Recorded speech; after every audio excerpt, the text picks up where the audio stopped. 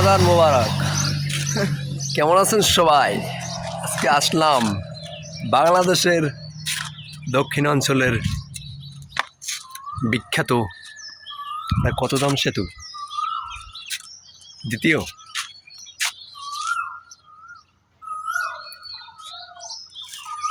দীর্ঘতম সেতু, মানে দ্বিতীয় সেতু, ঠিক আছে, চালকাঠি গাবখান।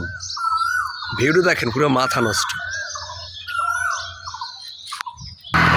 সবাই রোজা রাখবেন, তারপরে ঘুরবেন, আল্লাহর সৌন্দর্য উপভোগ করবেন, ঠিক আছে। এখন আমরা দুজনে আসলাম, ভালোই লাগতেছে। বলো বেরাদার, তোমার এখানে আসছে ফিলিংসটা কীরকমের? কেন? শীত করে। হ্যাঁ হ্যাঁ,